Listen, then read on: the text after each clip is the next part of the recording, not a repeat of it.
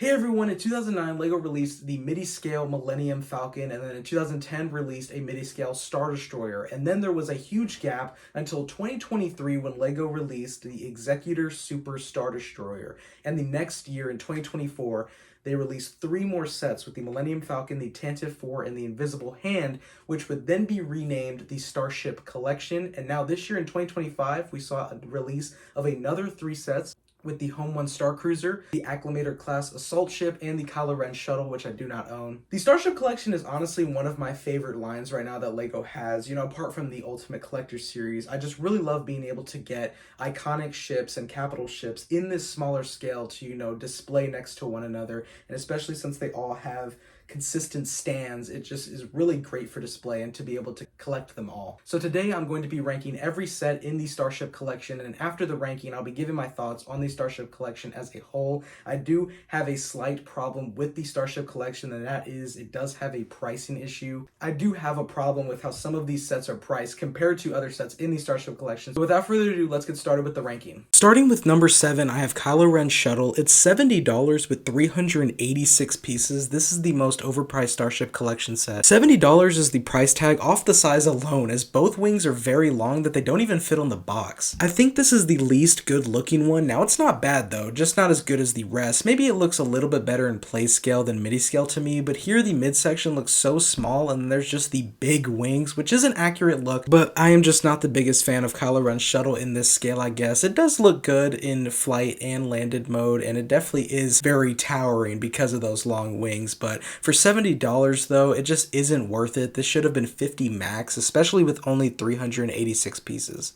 Moving on to number 6, the Tantive IV released in 2024 and is $80. There are 654 pieces in this set. This is a good and accurate design with a lot of detail. I love the rear engines look, it's very good. The very front of the ship is the only part that looks a bit odd to me. It looks a bit small and thin compared to the rest of the ship, and I compared it with the on-screen version, and I don't know, it just looks small. It's just something I noticed and think could be better. It could also just be because of MIDI scale, and this was the best way that it could be recreated. But the ship as a whole looks good. All the turrets and even the escape pods on the underside were included, which is a cool detail. On the other side, there's an escape pod missing, as this is a nod to when R2 and C-3PO took one at the beginning of A New Hope. It's hard to tell in the movie because I made sure to go watch and confirm, but I think it was on the opposite side where R2 and C-3PO used the escape pods, so it might not be on the right side on the build, but it's hard to tell. Overall, this is a good display and an accurate design. At number 5, I have the Home One Star Cruiser. It released early 2025, retails for $70 and has 559 pieces. Home One is one of my favorite capital ships. It is probably my second favorite behind the Venator. I really love the designs of the Mon Calamari ships, so to finally get it in LEGO is very awesome to see and was a must get for me. Now there was the Home One set that came out in 2009, but that was the build of the interior. I really wanted to put this higher as it is a good looking build, but like the previous two sets on this list, I just found one thing that looks off to me, and I'll get into that in a second. The use of different colors throughout the build is a cool detail. It has some accuracy and it breaks up the gray section so it's not just a fully gray ship. The coolest detail and Easter egg is revealed when you take off a side of the ship and it reveals a hangar bay with a small A-wing, a small Hera Syndulla, and then Admiral Ackbar at the front, so I really love that cool detail. The exterior has a lot of the sections that pop out like the bridge and it looks good. The design of this build does a good job with recreating the very round look of Home One using various slope pieces. Now to get to what looks a little off to me, and that's the front of the ship with the two big slope pieces. It just doesn't look great to me like the rest of the build does. I think it's because of the two pieces and the shape of them. Maybe if there were smaller pieces to make up the front, it would fit with the rest of the build, but I'm obviously not the designer, so I don't know if that would work. It just looks odd compared to the rest of the ship. There is also a small Nebulon B frigate that is connected by a clear piece to show it flying next to Home One. It's a really good small scale design of the frigate that recreates the look, and it's a good use of tiny pieces. I like when the ship builds include a smaller ship to show the size difference. Overall, I do really like this ship, and I think it does a really good job at getting the look of Home One. It's just one small thing off to me, but this ship still looks good. Next, at number 4 is the Acclamator class assault ship. It has 450 pieces and retails for $50, so price per piece wise, it's not that bad, but I think the big thing for this set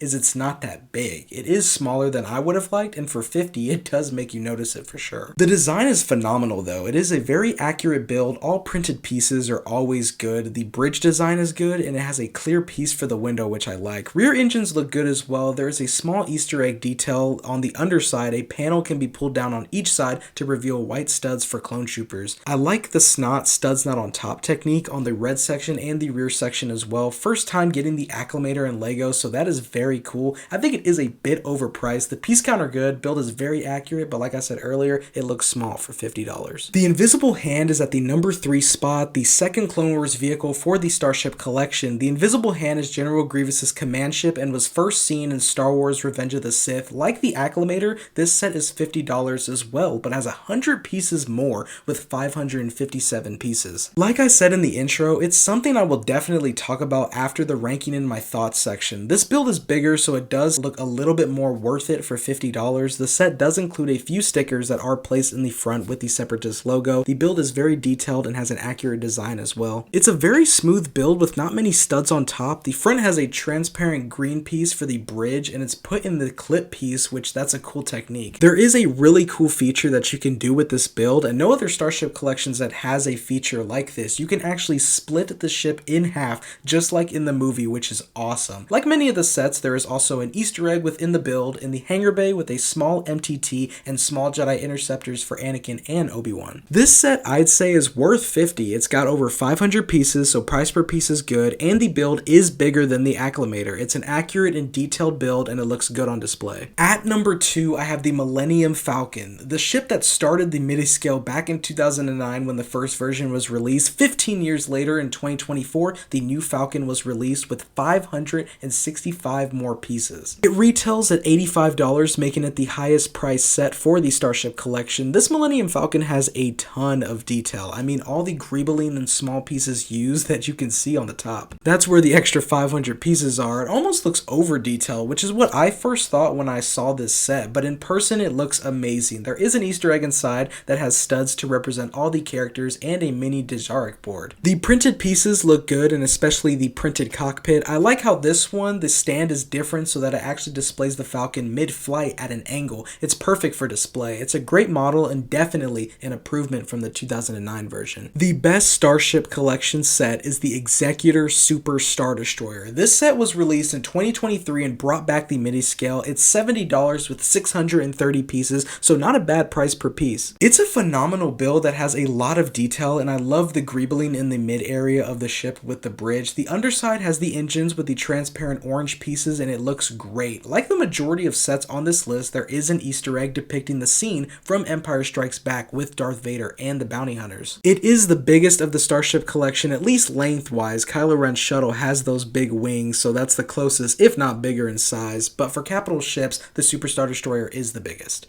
This design is accurate and it looks good from any angle you look. There are 2 miniature Star Destroyers attached to clear pieces, and it's a good design for a small Star Destroyer. Like I said earlier, I like when LEGO does include smaller ships to go with the main one because you just see the size difference. And I like that it includes 2 Star Destroyers. It's a small fleet in one set. Overall, I think it's worth $70. There's nothing that I find off about it. It has a good price per piece, and it's an accurate and great looking build. That is my ranking of every Starship Collection set. Now to get my thoughts on the Starship Collection as a whole. Like I said in my intro, I am a really big fan of the Starship Collection. I like being able to get these capital ships in this scale. Now to talk about the one big problem that I do have with it, and like I said, it's a pricing issue, and I've said the prices and piece counts for these sets in the ranking, and now I'm kind of going to elaborate on that. So I want to start with the Invisible Hand and the Acclamator ship. Both are $50. The Invisible Hand has 100 pieces more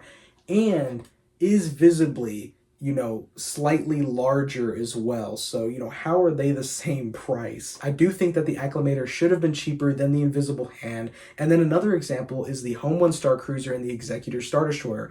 Both are $70, yet there is a visible size difference. I mean, the Executor Super Star Destroyer is way longer and bigger than the Home One Star Cruiser and has more pieces, and yet both are the same price. And then there's the most overpriced set with Kylo Ren's shuttle being $70, so the same as these 2 ships right here, Home One and Executor, having under 400 pieces, and it's still the same price as them. I mean, it has to be just off size alone, which is what I said earlier when ranking it, because it is, kind of as big as these because of how big the wings are. The wings are really what takes up the entire build, and you know, that's $70, so that definitely is a problem for me. Then there's the Tantive IV, which is $80, making it the second highest priced Starship Collection set, and yet it's smaller, less detailed, and has less pieces than the $70 Executor Super Star Destroyer, and it's even almost about the same size as the Home One Star Cruiser, but for $10 more. So I do hope that the pricing does get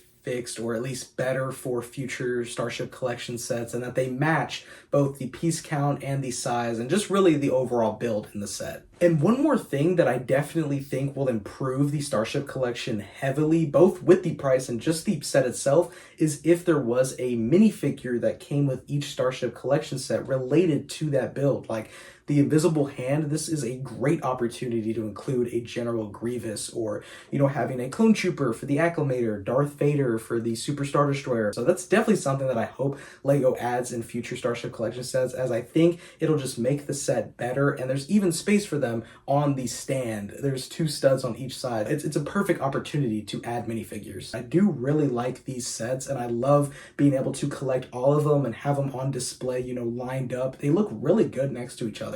But those are my thoughts on the Starship Collection. I am very excited for more sets to come. I think there's a Venator that's being rumored right now, and there's definitely tons of ships from Star Wars that can be turned into a Starship Collection set. So I'm very excited for the years to come. Anyways, that is my video on the Starship Collection and my full ranking. So definitely lightsaber slash that like button and hit subscribe with the bell on so you know when I upload. I hope you all have a great day. Thank you so much for watching, and until next time, peace.